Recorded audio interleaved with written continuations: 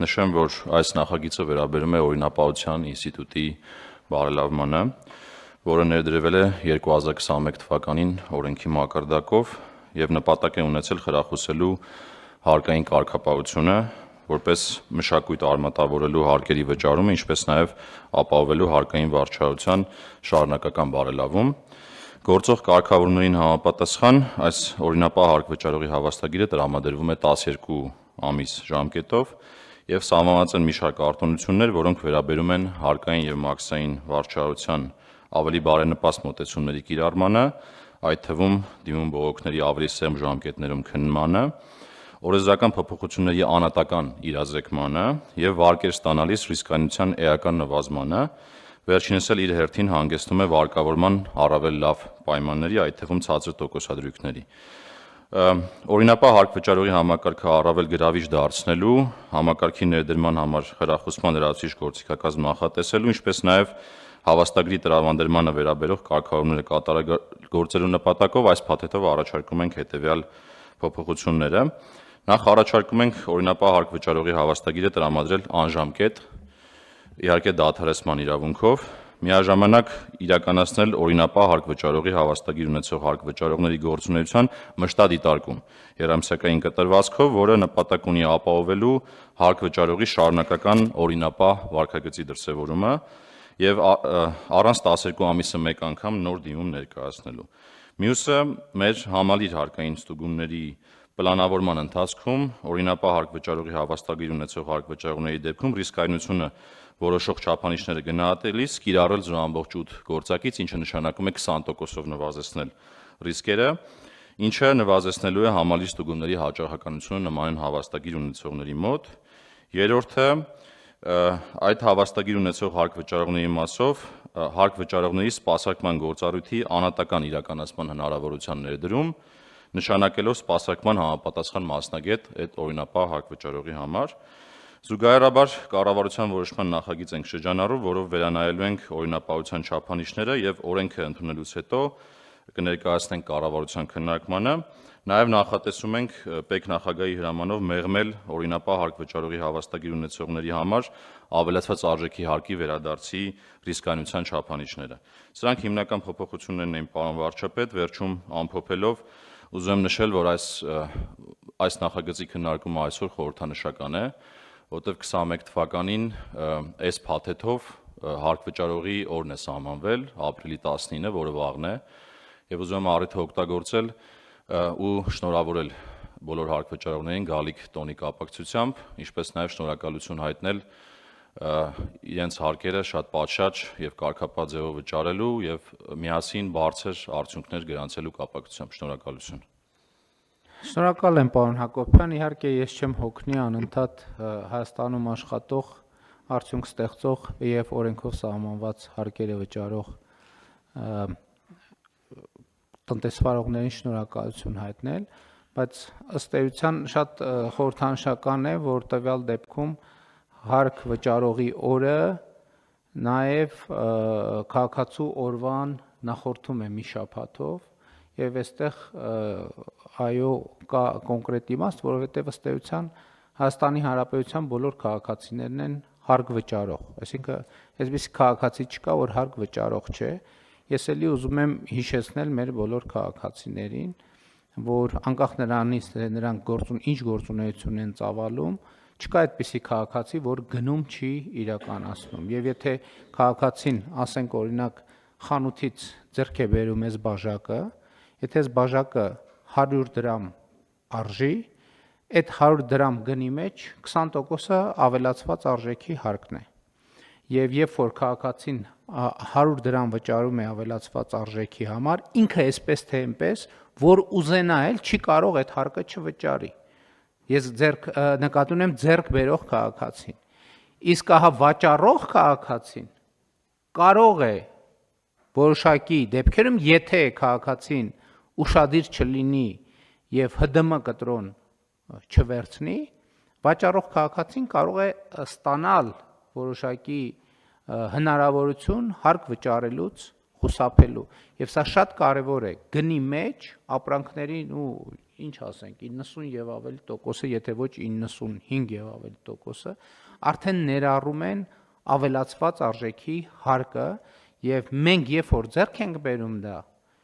գնի մեջ ներառված է հարկը հարցը այն չի քաղաքացին այդ հարկը վճարի թե չվճարի որտեւ էլի եմ ասում քաղաքացին հարկը այսպես թե այնպես պետքա վճարում է դա անխուսափել է խնդիրն են այդ հարկը կհասնի այն հասցեով որ հասցեի համար նախատեսված է իսկ հասցեն Հայաստանի Հանրապետության պետական բյուջեն է իսկ Հայաստանի Հանրապետության պետական բյուջեն Հայաստանի Հանրապետությունում արկա բոլոր խնդիրների լուծման գործիքն է էլի ուզում եմ ընդգծել եթե կա որևէ խնդրեմ հանրապետությունում եթե այդ խնդրեմը արտացոլված է Հայաստանի Հանրապետության պետական բյուջեի մեջ ուրեմն այդ խնդրեմը լուծման ճանապարհին է եթե արտացոլված չէ ուրեմն այդ խնդրեմը չի լուծվելու սա ընդ որում ուղղակի կամ անուղղակի դեպքերի մի հիմնական մասում ուղղակի մի որոշակի մասում էլ անուղղակի եւ ելի ուզում եմ ընդգծել որ հարկը պետության կարևորագույն ատրիբուտներից մեկն է եւ ելի ուզում եմ ընդգծել իմ համոզմունքը որ Հայաստանի Հանրապետության յուրաքանչյուր քաղաքացու բարեկեցությունը առաջին հերթին կախված չէ նրանից թե այդ քաղաքացին ինչքան ծախս է անում սեփական բարեկեցությունը ապահովելու համար Հայաստանի Հանրապետության յուրաքանչյուր քաղաքացու բարեկեցությունը առաջին հերթին կախված է նրանից թե Հայաստանի Հանրապետության պետական բյուջեն եւ նաեւ համայնքային բյուջեները ինչքան ծախս են անում այդ քաղաքացու բարեկեցությունը ապահովելու համար եւ հետեւաբար հարկերը դեմոնիզացնելու ցանկացած փորձ ես համարում եմ ոչ միայն հակապետական այլև համարում եմ քաղաքացիների բարեկեցության դեմ ուղղված գործողություն որտեվ այսօր մենք ինչի ենք առողջության ապահովագրության համակարգ ներդրել որտեվ Հայաստանի Հանրապետության տասնյակ 100 հազարավոր եւ միլիոնավոր քաղաքացիներ աշխատում են մի մասը իրենց աշխատում է եւ իմիջիալոց ոչ միայն քաղաքացիներ որովհետեւ կան օտար երկրյա քաղաքացիներ ովքեր Հայաստանում գործունեություն են ծավալում եւ հարկեր են վճարում եւ ես ուզում եմ նույնքան շնորհակալություն հայտնեմ նաեւ այդ մարդկանց ովքեր լինելով օտար երկրյա քաղաքացի Հայաստանում գործունեություն են ծավալում արդյունք ստեղծում եւ օրենքով սահմանված հարկերը վճարում եւ հետեւաբար մարդիկ աշխատում են հարկեր են վճարում այդ թվում հսկիչ դրամարկային կտրոն են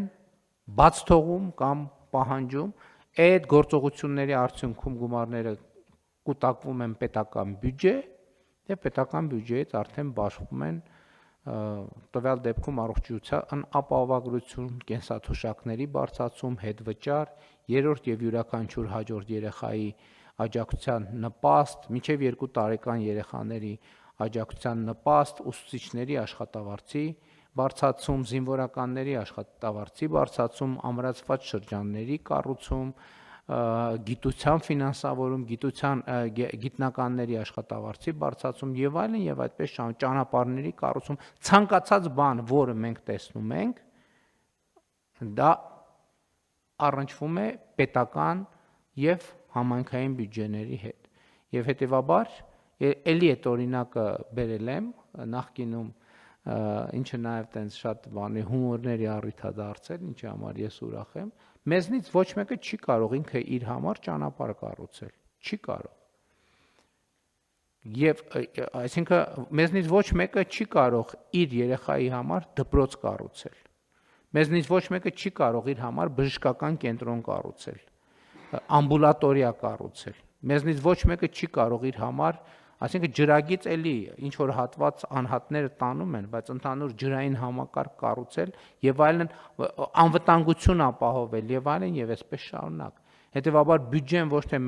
մենք տալիս ենք ուրիշին, այլ բյուջեն մեր ընտանեկան ներդրումն է մեր ընդհանուր խնդիրները լուծելու համար։ Պետության մոդելը ճշգրիտ ընտանիքի մոդելն է, որ մարդիկ աշխատում են եւ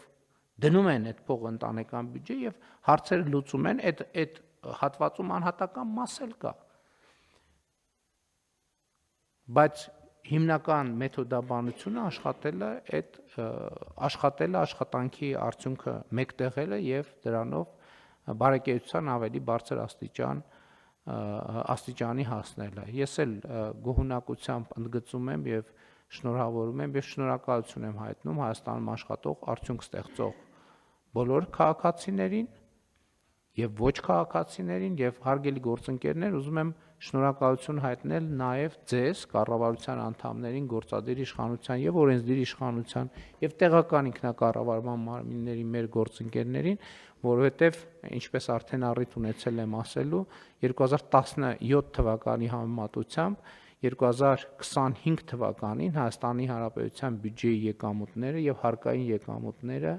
130%-ով աճ են արձանագրել,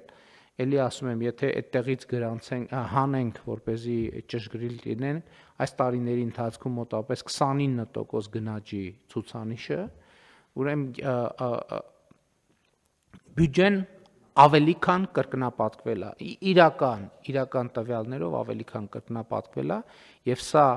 պետական համակարգի, քաղաքացիների, տնտեսվարողների համատեղ ջանքի արդյունքն է, եւ այդ ջանքի արդյունքներով են էլի եմ ասում ուսուցիչների աշխատավարձերը կամավոր դպրոցներ կառուցվում, մանկապարտեզներ կառուցվում, ճանապարհներ կառուցվում, առողջության ապահովագրություն իրականացվում, կենսաթոշակների բարձրացում իրականացվում եւ այլն եւ այդպես շարունակ կներեք, եթե որևէ ուղղությամբ որևէ ծրագիր չեմ դեսպանատներ ձեռք բերվում, բարեկային ոստիկանություն ներդրվում եւ այլն եւ այդպես շարունակ։ Եվ հետեւաբար սա ամենակարևոր process-ն է եւ մեր գործունեության խնդիրներից մեկը հենց սա է։ Ստեղծել պայմաններ, որպեսզի մարդիկ աշխատեն, արդյունք գեներացնեն, հարկեր վճարեն, հետո դրա